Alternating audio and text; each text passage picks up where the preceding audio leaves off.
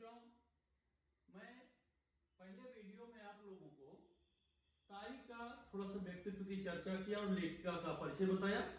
इस वीडियो में आप देखेंगे कि मैं कहानी का कुछ परिच्छेद आप लोगों को पढ़कर सुनाता हूं। अब पूरी कहानी हम पढ़ के सुनाएंगे अगर तो उसमें बहुत समय जाएगा, वीडियो बहुत बड़ा बन जाएगा, फिर आप लोगों को उबन होगी।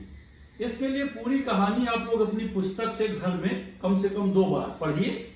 यहां पर मैं आप लोगों को कहानी के कुछ परिच्छेद पढ़कर सुनाता हूं और फिर कहानी का जो महत्वपूर्ण विषय है उसकी चर्चा करेंगे। देखिए, सारा गांव उन्हें कहता सीख वाली ताई, बड़े छोटे सभी इसी नाम से बुलाते। सालवन गांव में जब से ब्याह कर आई थी ताई, तब से उनके गांव का सीख उनके नाम से जुड़ गया। यानी ताई जहां पर रहती थी, यानी उनके मायके में, उस गांव का नाम में कुछ सीख का शब्द था। सीख माने होता है पतली सी लकड़ी जैसी। तो ताई के नाम में वो सीख ऐसा जुड़ा कि ताई का असली नाम वो खुद ही भूल गई, वो स्वयं को सीख वाली समझने लगी। खुद अपना नाम उन्हें याद नहीं रहा। कोई 50 बरस हो गए सीख वाली ताई को इस गांव में आए हुए। तब 16 बरस की थी।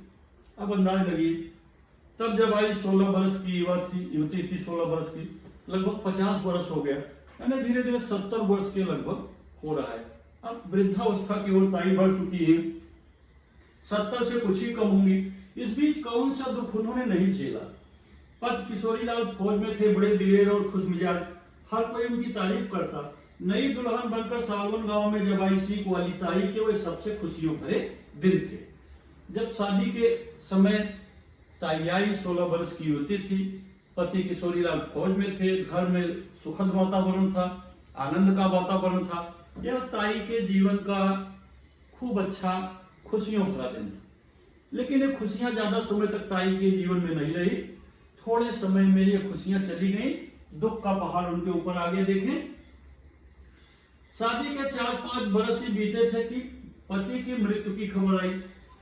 उसके बाद जल्दी ही सास ससुर का साया सिर से उठ गया। सीख वाली ताई रह गई अकेली।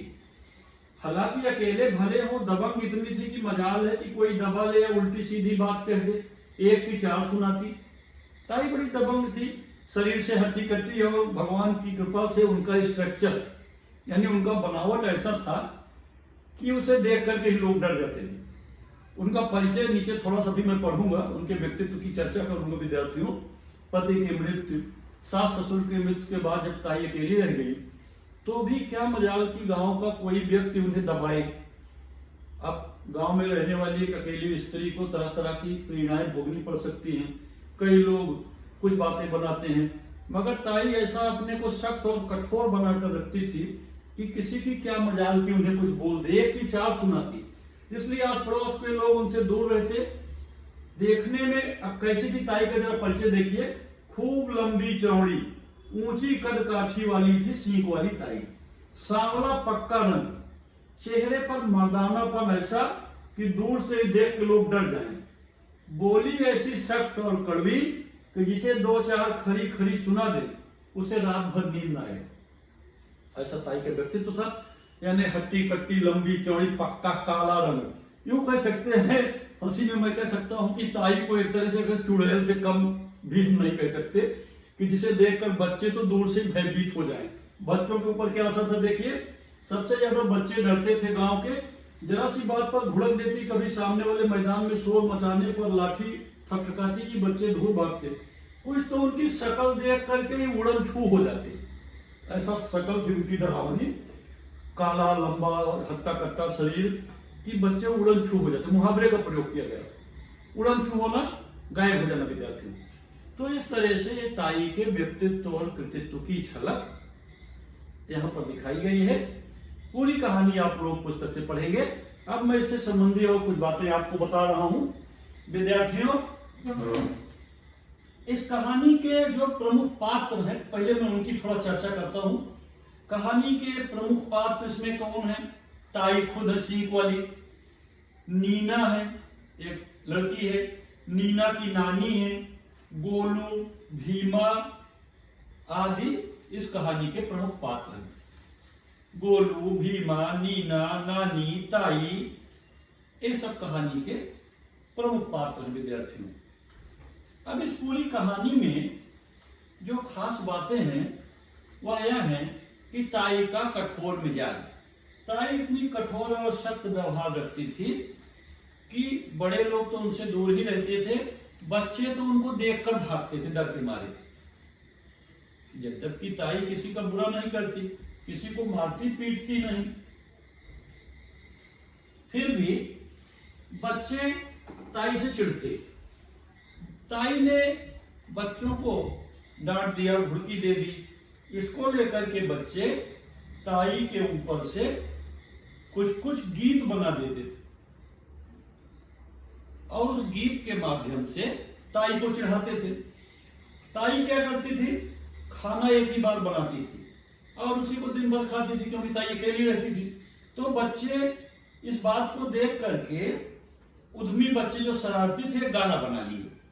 बच्चे भी चार दुष्ट रहते ही है ना, कुछ काम करते रहो तो उसमें कुछ न कुछ कभी खोजते रहते हैं, चिढ़ाते रहते हैं। क्या गाना बना लिए, सीख वाली ताई, सीख वाली ताई, कितनी रोटी खाई कितनी बचाई, कितनी बिलौटे ने आकर चुराई। बिलौटा बिल्ली कितनी चुराई। सीख वाली ताई मक्खन निकाल कर एक जार में रख देती थी और उसमें से थोड़ा थोड़ा खाती।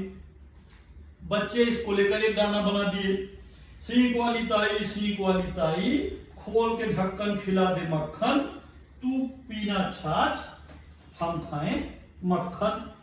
तो कहानी में विद्यार्थियों देख इस तरह से शरारती बच्चे ताई के व्यवहार से जो रुष्ट रहते थे उनसे चिढ़ते थे। ताई के नजदीक तो न जाते डर के मारे, क्योंकि ज्यादा उन्हें मालूम है कि ताई के नजदीक जाऊंगा तो ताई पीट देंगी।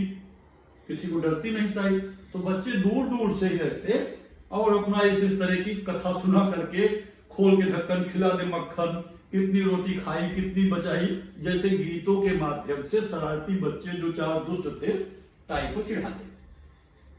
इससे ताई को भी गुस्सा आता, कई बार ताई डंडा लेके मारने दौड़ती। तो कहानी में इस तरह से विद्यार्थियों ताई का कठोर व्यक्तित्व सामने प्रकट हुआ है। ऐसा लगता है कि ताई जैसे हमेशा बच्चों से चिढ़ती रहती, जबकि बात ऐसी असल में नहीं है। ताई बच्चों से चिढ़ती नहीं है, ताई सिर्फ इसलिए अपने बचाव में कि उनके नजदीक कोई ज्यादा करके उन्हें परेशान न करे, अकेली महिलाएं रहती हैं तो इसलिए वो सख्त रूप अपनाए रहती। जबकि कठोरता में कोमलता का भाव छुपा हुआ है। ताई के अंदर बच्चों के प्रति प्रेम है, लेकिन वे सख्त रुख अपनाए रहती हैं। कहानी का सबसे प्रमुख विषय यही है। अगली घटना मैं दूसरे वीडियो में बताऊंगा विद्यार्थियों। धन्यवाद।